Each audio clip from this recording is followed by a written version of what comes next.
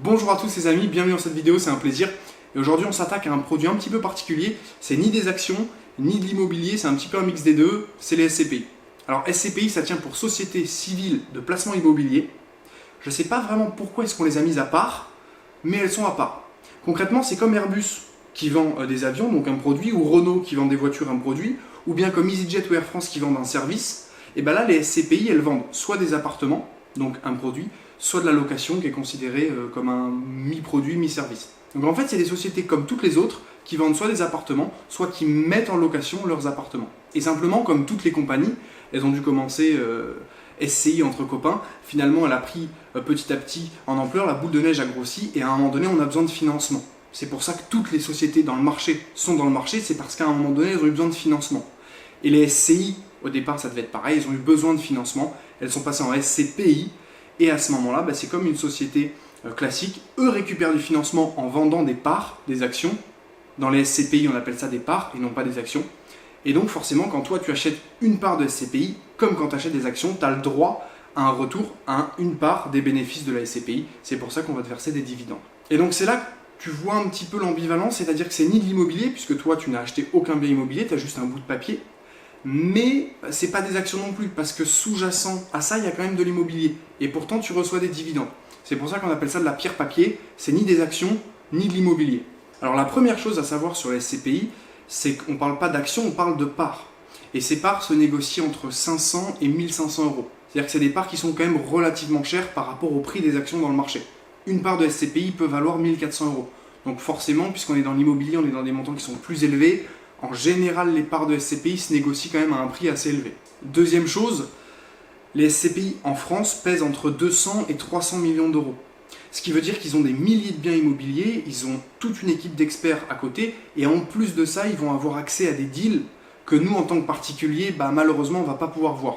Ils vont avoir du résidentiel, de l'IMOPRO, ils vont même avoir des centres commerciaux, ils vont avoir un panel d'immobilier qui n'est inaccessible pour nous, en fait. Et ça, c'est assez important parce que, en temps de crise, on sait bien que l'immobilier décroche moins que la bourse. Si on fait moins 40, moins 50 sur le marché action, peut-être que l'immobilier affichera une performance insolente de moins 8 uniquement. Donc premièrement, on décroche beaucoup moins en temps de crise. Et deuxièmement, eux, ils sont sur un panel d'immobilier qui leur permet de faire une performance encore mieux que quand on décroche de 8% pour le résidentiel, par exemple. Eux, avec tout leur secteur, ils vont peut-être que décrocher de moins 6, voire moins 7%. Donc là, on le voit tout de suite. Les SCPI, c'est très sécuritaire et ça fait partie, on a plusieurs catégories d'actions, des cycliques, des croissances, des dividendes, des défensives. Les SCPI, ça fait partie des défensives parce que ça va verser des dividendes qui vont être relativement quand même honorables, mais par contre, le jour où il y a une crise, ça va rester quand même très stable par rapport au marché action. Bon alors, plus concrètement, comment est-ce que ça marche ? Le jour où tu as envie d'investir dans l'immobilier, mais que tu n'as pas forcément la capacité d'emprunt, ou alors le cash, ou alors l'énergie pour faire toutes les études de marché, les travaux et tout ce qui va avec, tu peux te tourner vers une SCPI. À ce moment-là, comme je te l'ai dit, les parts varient de 500 à 1500 euros, et quand tu achètes une part, en fait, tu achètes une partie d'appartement sous-jacent. Et à ce moment-là, dans ce cas, proportionnellement à la part que tu auras les loyers qui correspondent, versés sous forme de dividendes. Ça, c'est le premier point très intéressant. Tu peux investir dans l'immobilier sans jamais toucher à rien. Ni aux travaux, ni à la gestion locative, ni à l'étude de marché, ni à faire tes états financiers parce que c'est tout la SCPI qu'ils font. Ils te mâchent tout le travail, ils te disent combien déclarer, ils te disent quel est le déficit foncier, ils te disent tout. T'as rien à faire et toi tu empoches juste les dividendes, la rente de la SCPI. Autre point important aussi, on n'en parle pas assez souvent, il y a les SCPI et les OPCI. La différence majeure entre ces deux grandes structures, c'est que les SCPI c'est plus rendement. C'est-à-dire on va acheter des biens immobiliers, on va faire un bénéfice X pendant l'année. Une fois qu'on a ce bénéfice, en fait, on va le redistribuer à tous ceux qui ont acheté des parts dans la SCPI. Voilà, ça c'est le principe des SCPI. Les OPCI, c'est une autre façon de faire. On va faire un bénéfice et on ne va pas vraiment le redistribuer. En fait, avec ce bénéfice, on va racheter encore des biens immobiliers. Donc on a deux voies. SCPI, c'est plus du rendement régulier et constant, peu de croissance, alors que les OPCI, on est complètement à l'inverse. Peu de dividendes, parce qu'ils vont garder beaucoup d'argent, mais par contre, beaucoup de croissance en termes de biens immobiliers. Donc c'est deux voies à choisir, soit beaucoup de rendement, mais pas forcément beaucoup de croissance, soit de la croissance, mais pas de rendement, on ne peut pas tout avoir. Avant-dernier point technique sur les SCPI et OPCI, on peut acheter ces produits à crédit. C'est très difficile de le faire avec des actions, ça se fait aussi, mais c'est beaucoup plus compliqué. Là, c'est comme un crédit immobilier, en fait, on va pouvoir faire un crédit immobilier, sauf que je ne vais pas aller tout seul acheter mon appartement à Limoges, je vais acheter des parts de SCPI. Premièrement, c'est encore plus simple que d'obtenir un crédit immobilier. Pourquoi? On le comprend vite, la banque prend beaucoup moins de risques à investir dans quelqu'un qui va donner son argent à une SCPI, et donc sous-entendu au moins 1 millier de biens immobiliers, une équipe de moins 40, 50, 100 experts, alors que ce soit comptable, agent immobilier, expert, tout confondu.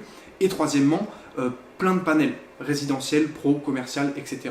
Et donc c'est beaucoup plus simple d'obtenir un crédit pour une SCPI, et c'est bien normal parce qu'on diversifie beaucoup plus le risque que quand on prend la décision tout seul d'acheter tel ou tel appartement.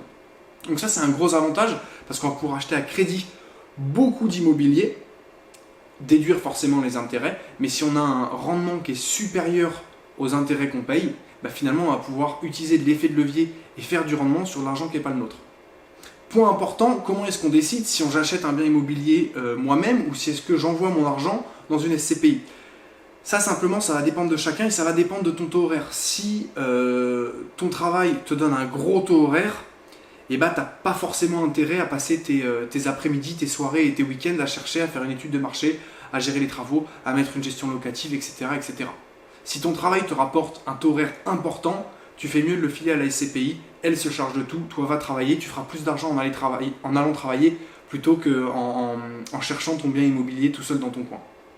L'inverse est vrai aussi, si jamais tu as un taux horaire qui n'est pas si gros que ça, peut-être que là tu peux compenser en allant chercher un petit peu plus de rendement sur ton bien immobilier, mais par contre il faudra y passer beaucoup de temps.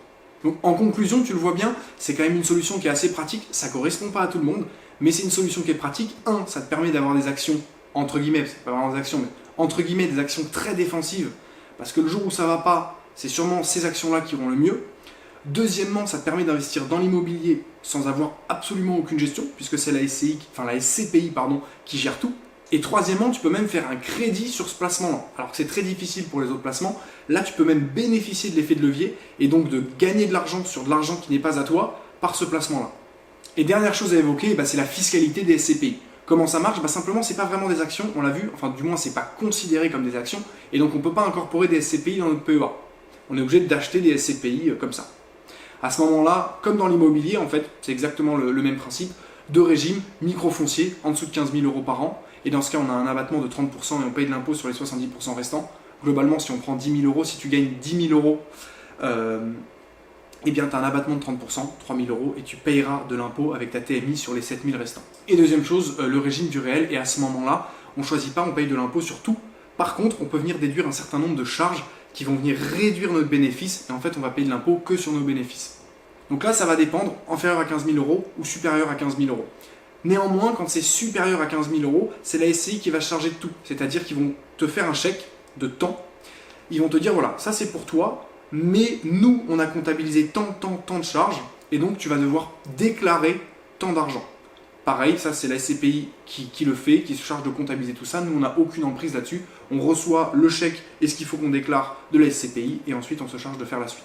Donc en conclusion de cette vidéo, c'est un produit qui est un petit peu particulier, parce qu'on peut l'avoir à crédit, parce que c'est ni des actions ni de l'immobilier, parce que c'est très défensif, mais puisque c'est particulier, c'est intéressant. Ça ne correspond pas à tout le monde, ça ne correspond pas à tout type de stratégie, mais on peut très bien en avoir 10 ou 15%, voire plus, parce qu'on peut l'avoir à crédit, au cas où, pour commencer soit à investir dans l'immobilier, soit se mettre un petit backup défensif dans notre portefeuille d'actions. Bon voilà, c'est déjà la fin de cette vidéo, j'espère que tu as un petit peu mieux compris ce que sont les SCPI et la différence entre les SCPI et les OPCI, qui ne sont pas vraiment dans la même démarche. Ça te fait un outil de plus que tu peux ajouter pour commencer à construire ton portefeuille dans les différents types d'actions qu'on peut avoir, même si ce n'est pas vraiment des actions. Et sur ce, je te souhaite une bonne journée, une grosse motivation, et on se voit très vite dans une prochaine vidéo.